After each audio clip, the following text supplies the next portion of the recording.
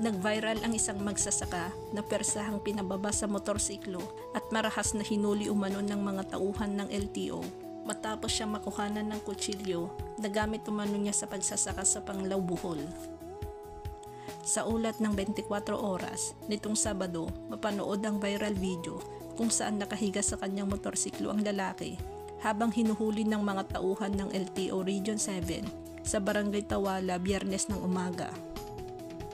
Nang makuhanan ng kutsilyo, persahang pinababa ang lalaki, kinaladkad sa gilid ng kalsada at ilang ulit na tinanong kung bakit nga ito dala-dala. Nalaman ng GMA Regional TV na nakakatandang kapatid ng dating vice alkalde ng Panglao ang hinuhuling lalaki. Ayon sa dating opisyal, galing noon sa farm sa Barangay Bulod ang kanyang kapatid.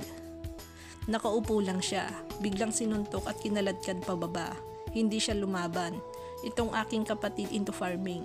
Itong pinagkakabalahan niya, nagdadala ng itak, kutsilyo dahil galing nag-harvest. Sabi ng dating Vice Mayor at kapatid ng inaresto na si Brian Velasco.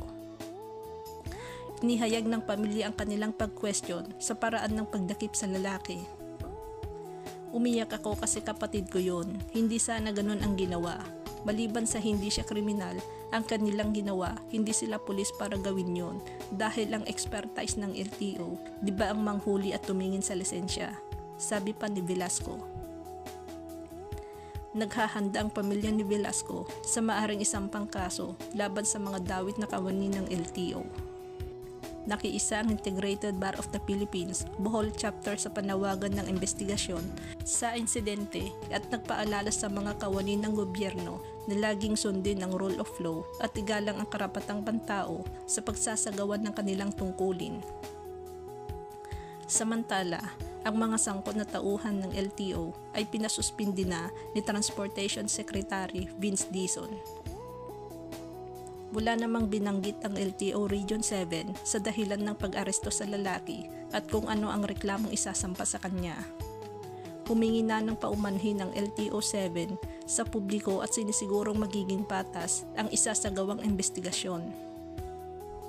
Sa ulat ng 24 oras nitong Sabado, mapanood ang viral video kung saan nakahiga sa kanyang motorsiklo ang lalaki habang hinuhuli ng mga tauhan ng LTO Region 7 sa Barangay Tawala Biyernes ng umaga.